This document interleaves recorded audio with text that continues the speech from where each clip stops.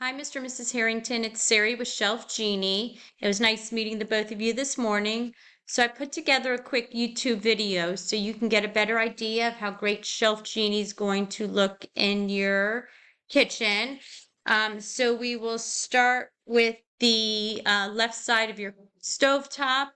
And on the bottom, we'll go ahead and do a 5-inch height glide out that will fully extend. And you have full clearance to pick everything up. And then above it, we'll go ahead and do another 5-inch. The reason why we did 5 inches here is because you have a lot of china, cookware, Corningware that is kind of tall, and so this way they won't fall over when you pull them out.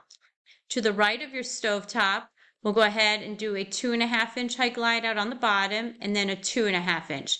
And that's where your pots and pans are. So pots and pans, they won't fall over because they're a little bit heavier and they're round. And then to the left of your refrigerator, we'll go ahead and do a 2.5-inch and a 2.5-inch. Okay, so that is your Shelf Genie project.